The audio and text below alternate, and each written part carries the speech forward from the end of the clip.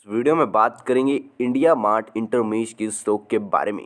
Company stock में Friday की closing में आपको 2.5% के आसपास की तेज़ी देखने को मिली थी।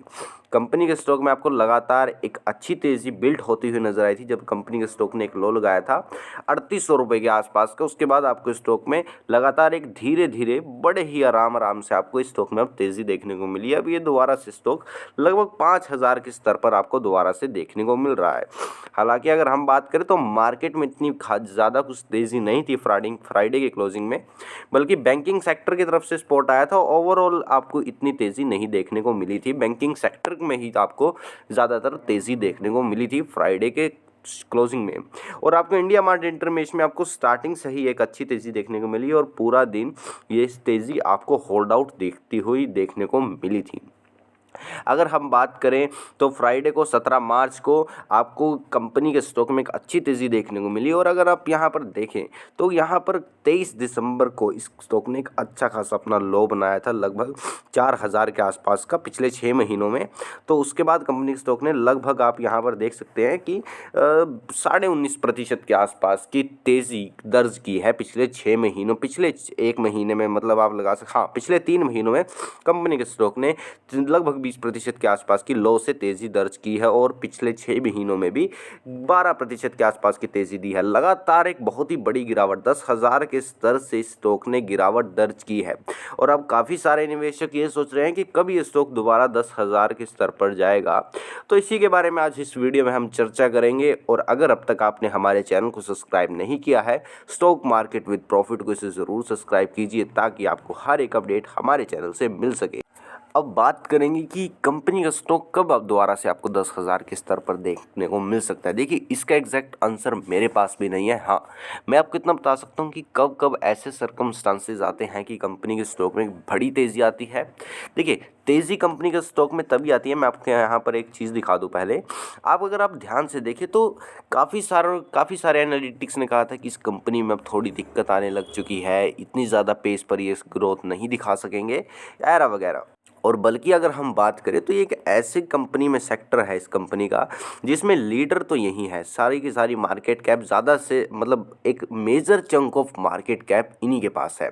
और अगर आप यहाँ पर सेल्स में देखें तो पिछले साल मार्च 2022 के जो क्वार्टर था इनका 201 करोड़ रुपीस के आसपास की सेल्स थी। और जो वो सेल्स थी वो बढ़कर लगभग 240 करोड़ रुपीस के आसपास पहुंच चुकी है हाल ही के क्वार्टर में। तो अगर परसेंटेज टर्म्स में अगर आप यहाँ पर सेल्स में ग्रोथ देखें तो वो लगभग आपको नज़र आएगी कि 20% के आसपास कंपनी ने यहाँ पर ग्रोथ दिखाई है रेवेन्यू में। अब देखते हैं हम कि खर्चों में कितने करोड़ की इजाफा हुआ है। तो खर्चों में अगर आप देखें तो 142 करोड़ से बढ़कर इनके खर्चे हुए हैं 170 करोड़ के आसपास। तो लगभग 30 करोड़ रुपीज़ के आसपास कंपनी ने यहाँ पर अपना जो खर्चे हैं वो इंक्रीज करे हैं। और अगर आप यहाँ पर देखें तो कंपनी का ओवरऑल प्रॉफिट भी अगर 28 करोड़ से कंपनी का ईयर ऑन ईयर बेसिस पर एक्सपेंसेस बढ़े हैं, तो मेजर से बात है कि कंपनी का ईयर ऑन ईयर बेसिस पर यहाँ पर आपको लगभग 28 करोड़ रुपीस के आसपास का इजाफा देखने को मिला है। तो ओवरऑल अगर आप देखें तो कितने प्रतिशत का यहाँ पर इजाफा देखने को मिला है, तो 60 करोड़ से बढ़कर लगभग 82 करोड़ रुपीस के आसपास, 82 करोड़ रुपीस के आसपास कंपनी का यहाँ पर आपको जो आप कह सकते हैं कि आपको इसका नेट प्रॉफिट इंक्रीज होते हुए देखने को मिला है।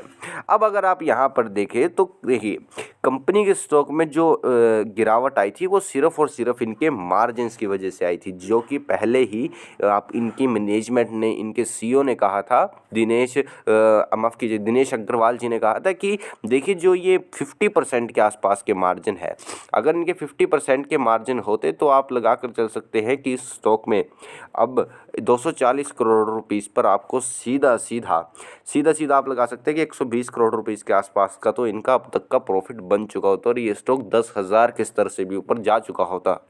बट यहाँ पर आपको देखने को मिला कि कंपनी का जो 45% के आसपास का, 50% के आसपास का जो ऑपरेटिंग प्रॉफिट मार्जिन था वो गिरते गिरते यहाँ पर आपको 29% देखने को मिला है। अब कंपनी ने कहा है कि ये जो मार्जिन्स हैं इनके वो लगभग 28 से 29 या मैक्सिमम 33 या 34 मतलब 28% से लेकर 34% के बीच में रहने की उम्मीद है। तो इसी पर अब देखना होगा कि कंपनी किस तरह से अपना रेवेन्यू ग्रोथ करती है और कितने कम कंपनी खर्चे करती है। मुझे जो एक्सपेक्टेशन है कि अब कंपनी अगले साल आपको इन्हीं क्वार्टर में लगभग 240 करोड़ से कंपनी का जो रेवेन्यू होना चाहिए, तो लगभग 300 से 310 करोड़ रुपीस के आसपास के इनका अगले साल का टारगेट होना चाहिए पर क्वार्टर। ये 300 से 310 करोड़ रुपीस के आसपास का अपना रेवेन्यू जनरेट करें और जो प्रॉफिट होगा वो लगभग इनका आप कह सकते हैं कि 135 करोड़ तक तो आना ही चाहिए, क्योंकि एक्सपेंसेस भी कंपनी को थोड़े से यहाँ पर अब कंपनी कम कर सकती है। तो ओवरऑल देखा जाए तो फंडामेंटली कंपनी में बिल्कुल भी कोई दिक्कत नहीं है। वैल्यूएशन के हिसाब से थोड़े कंसर्न आए थे, वो यहाँ पर मुझे राइट ऑफ देखते हुए मतलब ख़त्म होते हुए नज़र आ रहे हैं, क्योंकि कंपनी में आपको लगातार अब एक इम्प्रूवमेंट का स्तर देखने को मिल सकता है। और मैं आशा करता हूँ कि आपको ये वीडियो पसंद आई हो। अगर आपको वीडियो पसंद आई है तो वीडियो को लाइक कीजिएगा, शेयर कीजिएगा और चैनल को सब्सक्राइब करना ना भूलें। अगर अब तक आपने हमारे चैनल को सब्सक्राइब नहीं किया तो ज़रूर सब्सक्राइब कीजिएगा आप हमारे channel stock market with profit को। आज है 18 मार्च 2023।